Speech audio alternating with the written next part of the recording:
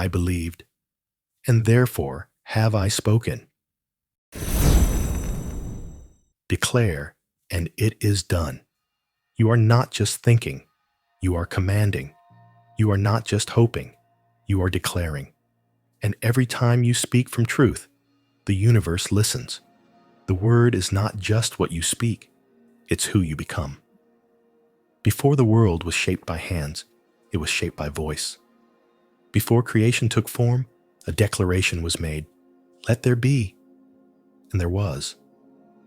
In the beginning was the word, not a sound, but a force, not a phrase, but a frequency, a vibration so pure that it carved galaxies into the void. And that same creative force now lives within you. Every time you say, I am, you are not describing your life. You are directing it. You are not just speaking. You are instructing your cells, your brain, your spirit, and the quantum field around you to shape themselves into the image of your words. This is the power that moved mountains in Scripture, the principle behind miracles, the voice that made worlds, and still does.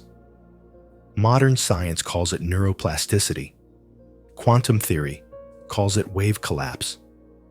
The mystics called it divine law. But you already know it intuitively. You feel it in your bones when you speak from truth. You feel it when you say, I can, and something stirs. You feel it when you say, I am, and the universe leans in to respond. This audiobook is not just about positive thinking. It's about positional identity, who you choose to be, with your voice, your posture, your thoughts, your frequency. You will not be asked to beg. You will be asked to remember that you are not waiting for change. You are the change. And when you declare from that place of knowing, it is done. So breathe, open, and step back into authorship. The voice that made the stars now speaks through you. Let us begin. Chapter 1. The first word shapes the world. Before you see it, before you hold it, before it becomes form, you must speak. There's a moment before creation, a pause before the visible, and in that pause, a voice rises. Yours. Not from your throat, but from your identity. From a knowing too deep to explain. It declares, this is who I am. And the world responds. Every reality begins with a word. You were not born into stillness. You were born into sound, heartbeat, cry, breath, word. Creation begins not with effort, but with frequency. In Genesis, the Creator doesn't build with hands. He says, let there be, and light obeys. Physics now tells us the same. All matter arises from energy, and energy responds to observation and vibration. So when you say, I am ready, I am whole, it is done. You're not hoping, you're instructing. The science of speech as creation. Your brain is not a passive organ. It is an architect. It listens carefully to every word you say, especially when you speak about yourself. Neuroscientists call this the power of neuroplasticity. Your brain wires itself according to repeated thoughts, declarations, and beliefs. And every time you say, I am, you lay down a new layer of identity in your nervous system. Say, I am overwhelmed, and the stress circuits deepen. Say, I am learning, and curiosity pathways awaken. Say, I am capable, and your prefrontal cortex begins mapping new behavior. The body doesn't wait for proof, it responds to instruction. Identity as recovery. In a 2014 study on stroke rehabilitation, patients who repeated empowering identity statements like, I am healing, I am getting stronger, showed faster neurological recovery than those who simply focused on tasks. Their inner language restructured their outer healing, not because the words had magic, but because identity shapes biology. You've been declaring all along. Every day, you're already saying, I'm tired. I never figure things out. This always happens to me. And your subconscious takes it literally. It doesn't analyze tone. It doesn't ask questions. It simply hears, got it. You are that. I'll make sure reality reflects it. So the loop begins. A phrase becomes a feeling. A feeling becomes a filter. A filter becomes a world. You think you're describing life, but you're actually designing it. Final reflection. Speak as the beginning. You are not here to repeat what is. You are here to name what will be. So speak. But don't speak as the one who's waiting. Speak as the one who is choosing. I am the one who builds worlds with words. I am not becoming. I am revealing. Declare and it is done, because I have become the one who declares. This is the first truth. This is the first step. Let's go deeper. Chapter 2. The law behind the voice. Not effort, not wishing, but energetic alignment backed by biology. You were told to work harder, to strive, hustle, and grind. But no one told you that reality doesn't respond to effort. It responds to identity in motion. You are not here to earn your future. You are here to declare it. And there is a law behind that declaration. One that operates in silence, whether you know it or not. The law of assumption, retold in science. Neville Goddard called it the law of assumption. Assume it is done, and it becomes. But what does that mean in the language of modern mind and matter? It means that what you believe to be true about yourself begins to train your nervous system, your perception, and your body to mirror that identity. Your reticular activating system, RAS, the brain's filter for attention, looks for proof of your inner assumptions. Say, I am unlucky, and the RAS finds every reason to agree. Say, I am favored, and the field begins to echo that frequency. You're not observing reality. You're filtering it according to your declarations. The student who declared her genius. A young girl in a disadvantaged school system struggled for years, until one day a teacher told her, "You're a genius. You just haven't been taught like one." That simple declaration, spoken daily, "I am a genius, I just learned differently," rewired her identity. Her test scores improved. But more than that, her self-perception shifted. Today she's an educator herself, helping other kids do the same. What changed? Her belief, her biology, her future, all from a new I am.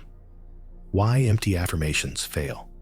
Many people repeat, "I am rich, I am confident," but their tone vibrates with doubt. They're performing, not aligning. The subconscious mind picks up on this. It listens to emotion, not grammar, to coherence, not cleverness. That's why declarations without feeling are flat. But declarations fused with elevated emotion trigger a powerful response. Dr. Joe Dispenza puts it this way: when thought and feeling become one, you move from hope into reality creation. Your voice as neurochemical signal. When you declare, "I am abundant," and you feel abundant, you release dopamine, a motivational neurotransmitter. When you say, "I am at peace," you stimulate oxytocin, calming the nervous system and opening connection. You are not just affirming, you are literally altering the chemical signature of your state. This is why your life changes, not when you do more, but when you speak from who you've become. The universe doesn't need convincing. You don't have to argue with the field. You only have to declare clearly from the inside out, "I am already what I seek. I am walking as the version who has it. It is done not because I forced it, but because I aligned with it." Final reflection. Declare as instruction. Think of your words like keys, not poetic, mechanical. Each one either unlocks a new version of you or keeps you chained to the old. So speak not as the one who's trying. Speak as the one who knows. Because the law behind the voice doesn't check credentials. It doesn't tally effort. It listens for vibration. And once your vibration is fused with identity, declare, and it is done. Chapter 3. The Voice That Shapes Matter.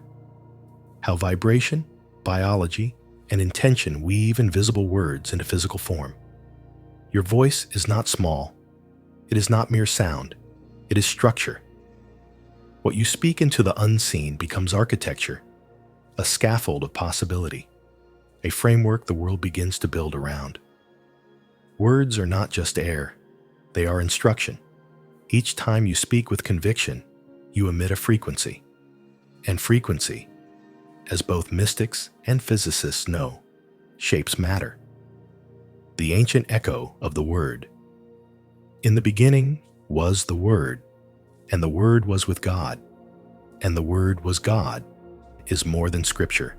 It's science written in sacred language, because in the beginning of any reality, a business, a relationship, a healing, there is always a word, not just spoken aloud, but whispered internally with enough belief to command the field. The quantum field doesn't hear English. It hears coherence. It doesn't wait for results. It responds to vibration. Sound and matter. Cymatics. In 1967, Swiss scientist Hans Jenny conducted a series of experiments that stunned the scientific world. Using sound vibrations directed at a thin plate covered with fine sand, he observed how different tones and frequencies created intricate geometric patterns. The implications were profound. Sound, invisible and ethereal, was shaping matter into order. The higher the coherence of the tone, the more beautiful and complex the pattern. You are no different. Your internal tone, the energy behind your words, determines what kind of pattern your life forms. Anger scrambles the geometry. Worry distorts it. But declaration spoken from stillness, from power, creates sacred symmetry in your field. From sound to cell, the biology of language. Dr. Candace Pert, a neuroscientist and pharmacologist, discovered what she called the molecules of emotion. She found that peptides, the chemical messengers triggered by thought and speech, bind to receptors on every cell in your body. In simple terms, what you say, your body hears. Every I am becomes a signal that instructs your biology. Say, I am overwhelmed, and cortisol floods your system. Say, I am grounded, and parasympathetic signals begin to calm your heart rate. This is not symbolic. This is biochemical manifestation. You are not just thinking. You are programming. You are not just talking. You are transmitting. Quantum reality and the collapsing wave. In quantum physics, particles exist in a cloud of probabilities until observed. This is called the wave function. It means that at every moment, infinite versions of your life exist, each one waiting to be selected. So what selects it? Conscious observation fused with intention. When you say, I am this, you collapse potential into particular. You shift from all that could be into this is what I've chosen. Your words are the selector switch in a field of infinite outcomes. From diagnosis to declaration. Consider the case of Anita Morjani, diagnosed with end-stage lymphoma, tumors throughout her body. Her organs were shutting down. Doctors declared the end. She, however, declared something else, not with logic, but with identity. I am not here to die. I am here to live. She entered a near-death experience where she felt herself as wholeness, not illness. Upon returning, her body began healing. Fast, Her scans shocked her doctors. No trace of cancer remained within weeks. Skeptics call it impossible. But her declaration, backed by full coherence of mind, emotion, and soul, became her reality. What you declare, you animate. Declare, I am love. And your nervous system begins to soften. Your energy field becomes magnetic. Declare, I am abundance. And your perception starts scanning for opportunity. Synchronicity sharpens. Declare, I am peace. And the chaos around you starts to lose its grip. You are not waiting for reality to show up so you can name it. You are naming it so it shows up. This is how you shape matter. This is how you bend time. Not with effort, but with energetic authorship, the ritual of declaring. What if each morning became a sacred rite? You wake, you breathe, you speak, I am the frequency of clarity. I am in harmony with what is mine. I am living the timeline I used to dream about. You don't have to see it yet. You don't have to earn it. You only have to tune to it. Like a song already playing in the quantum airwaves. You just match its key. And when you match it, you hear it. And when you hear it, you live it. Final reflection. Speak as the sculptor. You are not a beggar in the temple of the universe. You are the voice of it. You don't shape reality through repetition alone. You shape it through resonant identity. A frequency felt deep in your spine when you say, let every word become a brushstroke. Let every phrase become stone beneath your feet. Let every declaration become a sculpture. And let that sculpture be you. Declare, speak, shape, and it shall be. Chapter 4. Becoming the word you speak. It is not enough to declare. You must become what you've spoken. Words are seeds. Powerful, yes, but a seed does nothing unless it is watered, nurtured, lived. Too many speak powerfully, then walk timidly. They declare abundance and act from fear. They affirm love, but move from wounds. And so, the field grows confused, the signal splits, and nothing changes. Because declaration is the first step, embodiment is the second. To become the word you speak is to make your identity louder than your past, louder than your habits, louder than your history. Why identity always wins? In psychology, there's a simple truth. You will always act in alignment with who you believe you are. This is called self-concept congruence. It means that your behavior, whether successful or self-sabotaging, mirrors your internal identity more than your external intention. You can want change. You can declare change. But until you become the person who lives in that new world, the old self pulls you back. This is not resistance. It's programming. And it can be rewritten. The identity of the non-smoker. Researchers studying addiction recovery found a striking difference between two groups. When offered a cigarette, one group said, "No thanks, I'm trying to quit." The other said, "No thanks, I'm not a smoker." Guess who had a significantly lower relapse rate? The ones who shifted identity, not just behavior. They weren't performing willpower. They were embodying a new version of themselves. Because the subconscious doesn't sustain what isn't aligned. You can push against the old, or you can become the new. From affirmation to embodiment. Here's where most manifestation practices stop. I am successful. I am loved. I am confident. Beautiful words.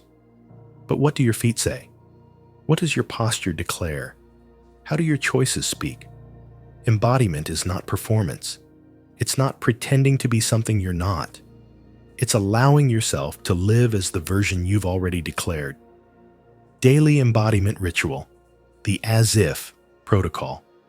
Ask yourself each morning, If I truly believed my declaration, how would I move today? How would I walk if I believed I was magnetic? How would I respond to conflict if I knew I was already safe? What would I say yes to or no to if I knew I was already supported? This is not acting. It's returning to a truer self, hidden beneath conditioning. Neural reinforcement through behavior.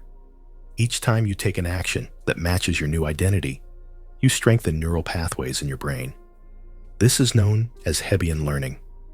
Neurons that fire together, wire together. Declare, I am confident, and speak up in the meeting. Your brain logs that as proof. Do it again, and the network deepens. Do it daily, and it becomes your default. Soon, the old identity begins to dissolve, not through force, but through starvation. You've stopped feeding it, and you've started living the new. Mirror neurons and emotional embodiment. Your brain is also equipped with mirror neurons, cells that fire both when you act and when you imagine yourself acting. This means when you visualize yourself walking as the new version, your brain responds as if it's already happening. So when you say, I am abundant, and close your eyes to feel the reality of that abundance, you are not fantasizing. You are training your neurology. The body begins to behave like abundance is real. And then, reality follows suit. Real-world transformation, the embodied future self. In a longitudinal study on goal setting, participants were asked to write down their ideal future selves. One group wrote once. The other group lived as that version daily, walking, dressing, and making choices like their future self already existed. 12 months later, the second group had significantly higher measurable success, income, health, happiness. Why? Because they weren't trying to get there. They were being there. Your body doesn't care if it's memory or imagination. It becomes whatever you rehearse with feeling. Final reflection. Act as law. Let your declarations walk with you. Let your voice echo in your choices. And let your life become the physical evidence of the words you once whispered into the unseen. You don't attract what you say. You attract what you embody. And when your identity, energy, and actions all say the same thing, reality bends. Time folds. And the version of you once hoped to become becomes the only one you know. Declare it. Become it. And it is done. Chapter 5. The gap between speaking and seeing. There is a space between the word and the world, and it's where most people lose the miracle. You said it. You meant it. You felt it. I am healed. I am abundant. I am ready. And then, nothing. No signs. No evidence. Just silence. This is the space where dreams die. Not because the law failed, but because the voice wavered. But the gap is not punishment. It is preparation, not delay, but integration. Because every declaration is a seed. And every seed, no matter how divine, needs time to take root. The void is the womb. In every mystical tradition, Hermeticism, Kabbalah, Buddhism, there is reverence for the void, that sacred in-between, the formless, the field before the form.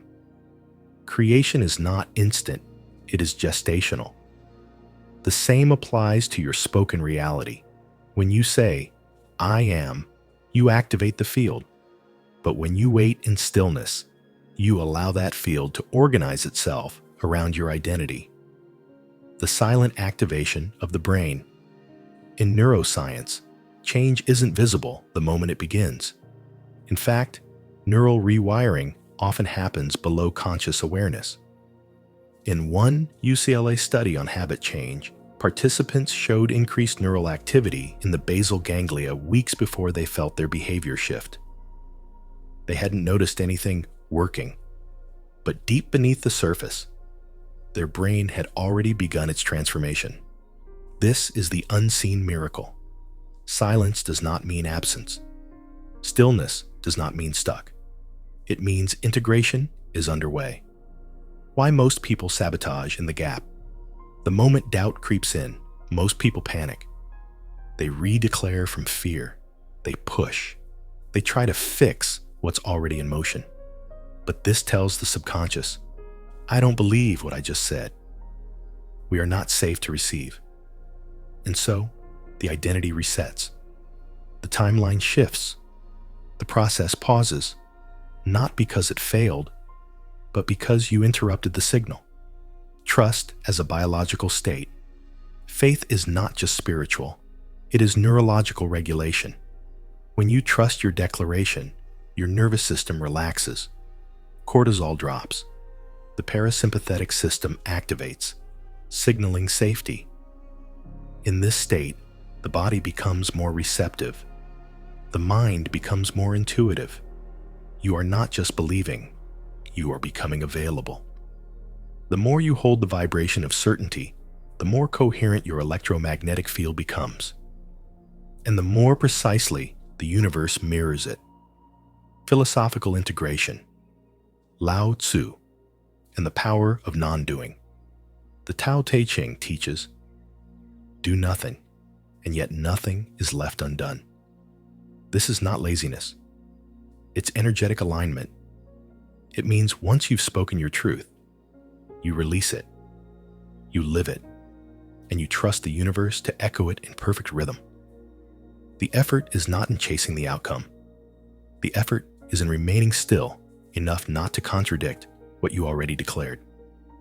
Practice. Holding the frequency. To stay anchored during the gap. Visualize the root, not the bloom. Close your eyes and see the roots forming, even if the flower isn't visible. Affirm, my identity is shifting beneath the surface. Journal as the one who already is. Write daily as if it's already true. Example, today I moved like someone who is already supported. Use breath to anchor belief. Inhale your declaration. Exhale the urge to control. Refuse to dig up the seed. Remind yourself, it is not my job to force growth. It is my job to sustain belief. The silence is the response. There is a moment after the sacred words are spoken when the only thing left to do is trust. This is not passive waiting. It is active alignment. You've already declared. You've already aligned. Now, let it echo. Don't fill the silence with fear. Let the silence fill you with faith. Because the gap between speaking and seeing is not a void to fear. It is the exact space where reality catches up to the version of you who finally knew what to say. Speak it. Wait for it. Become it. And let the world rise to meet you. Chapter 6. Echoes and Evidence. Reading the signs of alignment. The universe doesn't speak in sentences. It speaks in symbols, nudges, and mirrored emotions. You declared it. You've been walking in it. Still, the mind whispers, but where is it? How do I know it's working? Not because you doubt the law, but because you were trained to trust only what the eyes can see. But manifestation doesn't begin in full bloom. It begins in echoes, subtle shifts, little winks from the field that say, yes, keep going. To recognize these signs, you must become fluent in the language of resonance. Not English, not logic, but energetic reflection. The law of resonance, not reward. The universe does not reward effort. It reflects frequency. This means that signs of alignment are not proof you've earned it. They're indications that your signal has become clear. Think of a radio. You tune the dial until the static fades. The song doesn't appear because you tried hard enough. It appears because you matched the station. So too with reality. The signs show up when your identity is aligned, not desperate. The impossible call, a woman had declared. I am a speaker. I am meant to share my voice. For months, there was no invitation, no stage, no proof. But she stayed in alignment, journaling, visualizing, walking with purpose. Then one day, she received a call. A cancellation opened up a spot at a major summit. She hadn't applied. She had simply become the version who would be invited. The call was not luck. It was echo. Echoes aren't always obvious. Not every sign arrives with fireworks. Often it's subtle. A person you haven't seen in years suddenly appears. A random quote mirrors your last journal entry. You hear your own affirmation spoken back to you by a stranger. A sense of peace replaces the old anxiety. These are not coincidences. They are feedback loops. As philosopher Carl Jung said, synchronicity is an ever-present reality for those who have eyes to see. Neuroscience of pattern recognition. Why signs appear. Your reticular activating system, RAS, once programmed by your I am statements, begins scanning reality for matches. You say, I am abundant. Now your RAS filters out what doesn't match and zeroes in on anything that supports that belief. An opportunity, a compliment, a resource. What you previously ignored now becomes visible. You didn't change the world. You changed your lens. This is called cognitive priming, and it's why signs often feel like magic. In truth, you've simply told your brain what matters. How to notice the signs. End your day with evidence. Ask, what showed up today that aligned with who I've been becoming? Look for tone, not volume. A soft nudge is still a sign. Gratitude as signal amplification. Every time you thank the field, even for a small sign, you reinforce belief. This increases emotional coherence and amplifies attraction. Symbol tracking. If a number, animal, or phrase repeats, don't dismiss it. Ask, what was I thinking when this appeared? Often, the sign mirrors your inner state. Philosophical lens. The mirror principle. Neville Goddard said, the world is a mirror, forever reflecting what you are doing within yourself. This means you must observe life not as a punishment or a blessing, but as a response. You do not receive signs because the universe favors you. You receive them because you've tuned into a version of yourself that is now impossible to ignore. So if the signs are scarce, check the signal, not the system. Final reflection. Don't beg for signs. Become one. The ultimate alignment is this. You stop needing signs because your life becomes the sign. Your posture radiates certainty. Your energy shifts rooms. Your presence reflects your declaration before your mouth opens. The bird song you noticed? Echo. The unexpected invitation? Echo. The peace you feel in the chaos? Echo. You are not waiting. You are vibrating. And the field is listening. Keep declaring. Keep becoming. And listen for the subtle applause of a universe rearranging itself around your voice. Because you spoke, you believed, you embodied, and now the echoes have begun. Chapter 7. Undoing the unconscious. I am before you can speak a new world into existence. You must unhook from the words that built the old one. There are declarations you speak consciously. I am ready. I am strong. I am enough. And then there are declarations you never meant to speak. They were whispered to you as a child, inherited through silence, imprinted by repetition, passed down not just through language, but through tone, emotion, and energy. I am a burden. I am too much. I am not smart enough. I am invisible. You never asked to believe them, but they became your truth. This is the realm of the unconscious I am, and it shapes far more than your affirmations ever will. Your subconscious is always listening. The subconscious doesn't operate on logic. It functions through pattern, rhythm, and repetition. By age 7, most of your identity has already been written, not by who you truly are, but by what you were told you were. In neuroscience, this is known as early imprinting. Your developing brain absorbs emotional tone as truth, not because it's accurate, but because it's familiar. So the child who is shamed for asking questions declares, "I am annoying." The teen ignored in moments of pain declares, "I am not worth listening to." And these silent declarations become the foundation of every adult decision that follows. The inherited I am. A man in his 40s constantly sabotaged relationships, not because he wanted to, but because they triggered something deeper.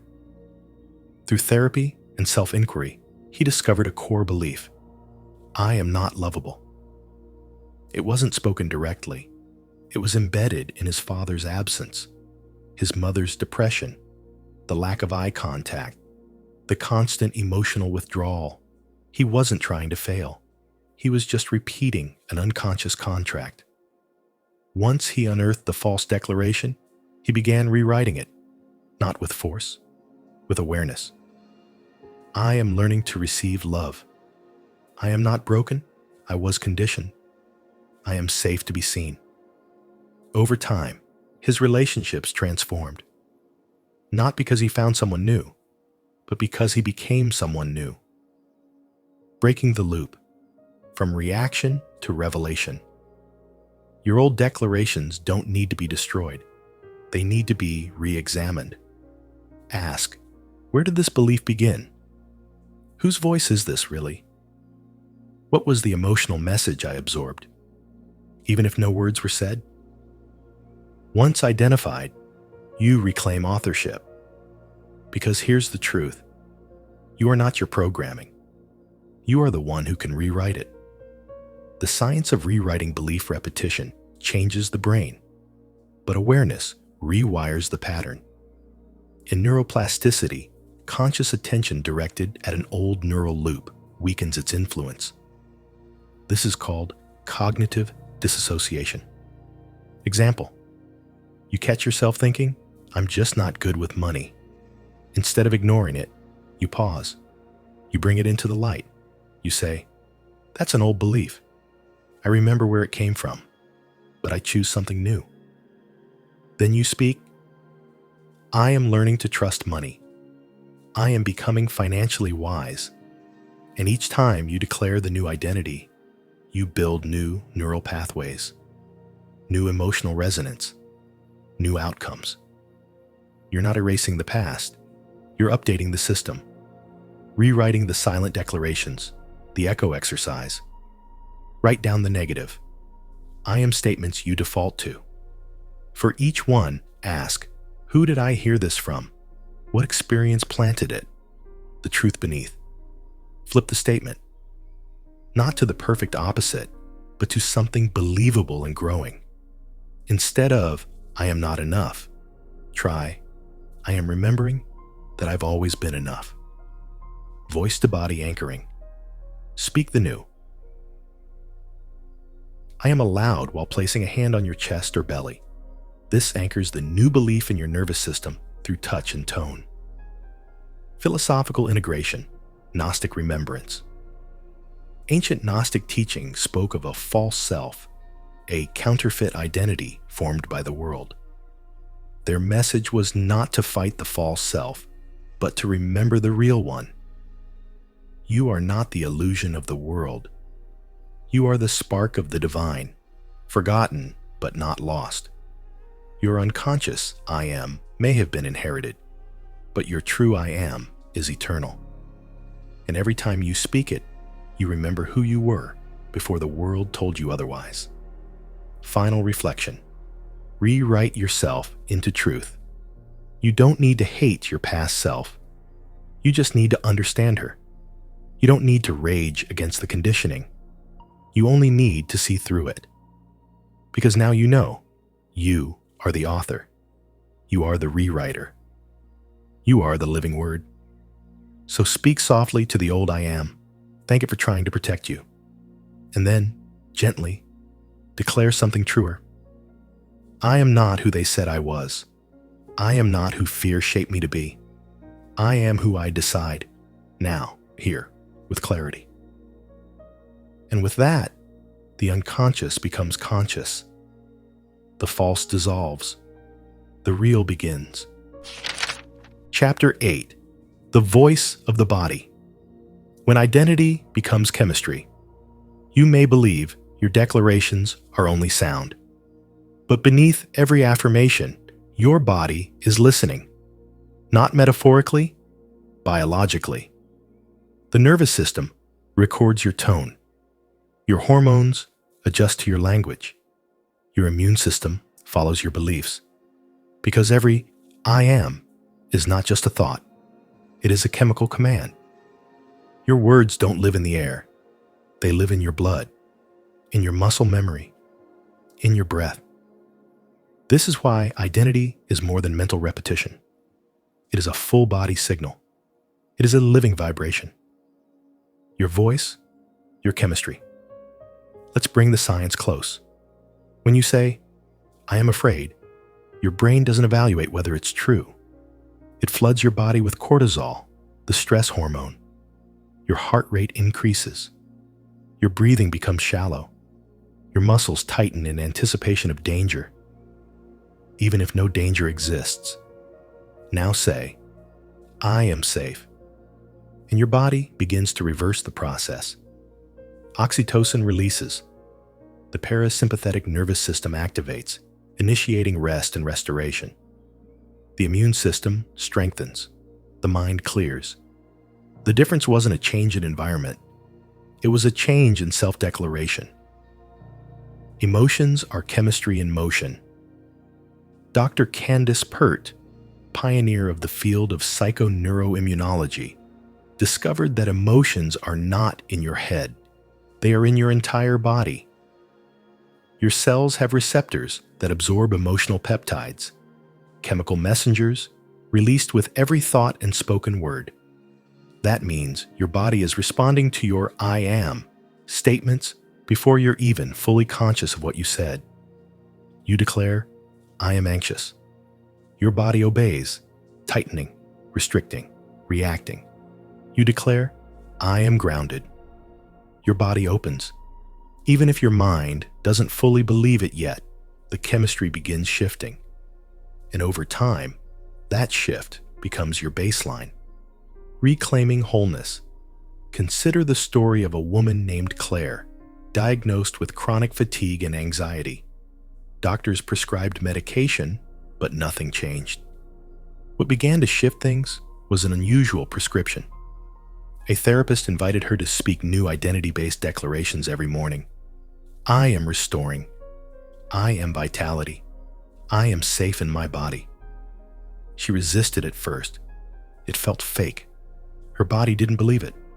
But with persistence, and paired with breath, movement, and intention, something shifted. Within 8 weeks, her energy returned. Sleep improved. Anxiety reduced. Not because the illness magically disappeared, but because her body began receiving a new message. She didn't just treat the symptoms. She changed the signal. Identity is a full-body practice. Your nervous system doesn't just listen to your words. It watches your posture. It feels your breath. It scans your tone. Say, I am confident, with slumped shoulders, downcast eyes, and tight breath. Your body will sense the contradiction and reject the command. But say it while standing tall, breathing deeply, and making eye contact. Your physiology receives it as truth. You are always broadcasting a frequency. The body's role is not to argue with you. Its role is to amplify what you declare. So the question becomes, what are you asking it to repeat? The power of repetitive embodiment. Repetition builds identity. In neuroscience, this is the principle of Hebbian learning. Neurons that fire together, wire together. Each time you declare, I am enough, and match that statement with action, you build a neural imprint. Each repetition lays a stronger track, and eventually your default shifts from fear to trust, from shame to wholeness, from powerlessness to grounded command. Practices to anchor. Identity in the body, walk your words. Choose one. I am declaration each day. Speak it as you walk, step by step. Let your body feel it ripple through your movement. Mirror method. Look into your eyes. Say, slowly, this is who I am now. I am becoming more whole each day. Repeat it with breath, posture, and emotion. Somatic journaling. Write an I am statement. Then scan your body. How does this feel in my chest? My gut? My breath? Let your body tell you where truth lives and where resistance hides. Touch plus tone. Integration. Place your hand on your heart, belly, or any tense area. Speak the new identity aloud while gently applying pressure. Let your words sink in through the body, not just the brain. Final reflection. You are not a floating mind. You are not a walking affirmation. You are a living resonance, a system of cells, thoughts, energy, and belief all working in concert. When your body, your voice, and your identity speak in unison, the world listens. Not because you shouted, but because you vibrated the truth clearly.